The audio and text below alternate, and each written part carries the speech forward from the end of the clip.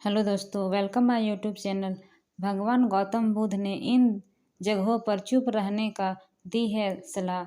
आर्थिक नुकसान जिससे ना हो, अति का भला ना बोलना, अति की भली ना चुप, अति का भला ना बरसना, अति की भली ना धूप।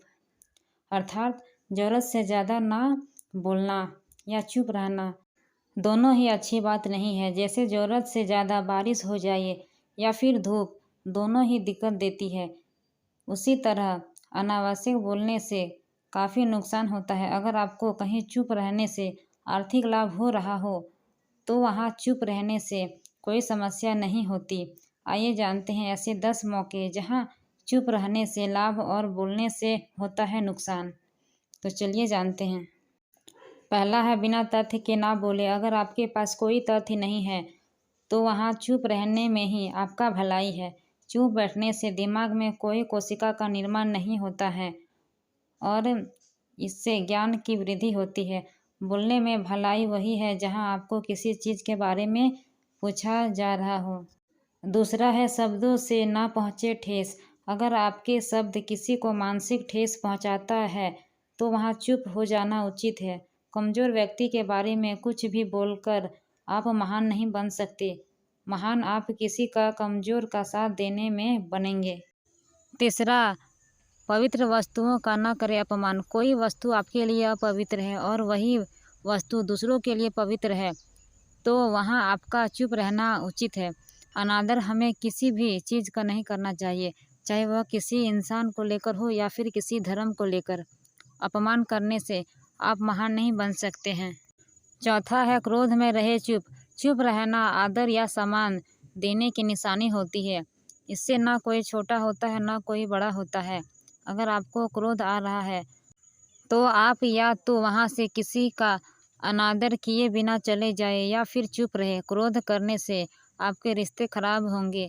क्रोध करने से आपका हमेशा क्रोध करने वाले व्यक्ति का ही बुरा होता है। पांचवा है मुद्दे से आपका कोई संबंध ना हो। अगर आपका किसी मुद्दे से कोई संबंध ना हो तो वहाँ आपका चुप रहना बनता है। बिना किसी वजह से अगर आप दूसरों के मुद्दों पर बोलेंगे तो यह आपके लिए अनिष्टकारी रहेगा। इसमें केवल और केवल आपका ही नुकसान है। छठा है शब्दों से किसी मित्र को हो हानि। अगर आपके शब्द सामने वाले के परिवार या फिर मित्र की प्रतिष्ठा के बारे में बुरी झलक दिख रहा है तो वहाँ आपको चुप रहना चाहिए। किसी के परिवार या किसी के मित्र के बारे में बुरा बोलने से केवल आप ही बुरे बनेंगे। जो चीज़ आसानी से ख़त्म की जा सकती है उसे अपने शब्दों से बड़ा ना करें। सातवां है बिना चिल्लाए ना करे कोई बात। अगर आप बिना चिल्लाए कोई बात नहीं कर सकते हैं वहाँ आपका चुप रहना ही उचित है। किसी पर चिल्लाने से आपके व्यवहार के बारे में पता चलता है। ज़्यादा बोलने से चीज़ें हमेशा ख़राब ही हो जाती है। आठवां जो है किसी के बारे में ना बोले। नीति शास्त्र के अनुसार जो अपने मुंह को बंद रखता है वह बुद्धि से काम करता है, वही इंसान समझदार होता है। बिना ज़रूरत के बोलना, किसी के बारे में बोलना, किसी के बीच में बोलना यह गलत है। कभी कभी हमारे लिए बुद्धिमानी इसी में होती है कि हम अपना मुंह गलत जगह पर ना खोलें, अन्यथा वहाँ चुप रहे।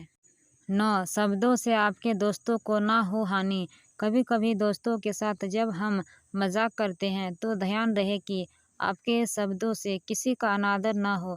मजाक को हमेशा अपने शब्दों के मायनों में ही रखें। जहाँ किसी को शब्दों से चोट लगे वहाँ चुप हो जाए। ज़्यादा बोलने से हमेशा नुकसान होता है।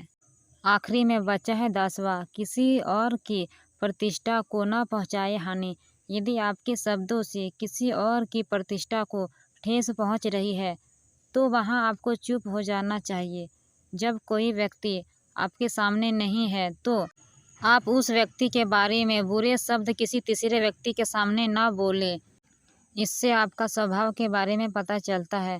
तो दोस्तों आशा करती हूँ कि आपको ये वीडियो पसंद आया होगा। यदि मेरी यह वीडियो आपको पसंद लगे तो मेरे इस चैनल को सब्सक्राइब करके रखें ताकि मेरी हर एक वीडियो आप तक पहुँचे। Thank you.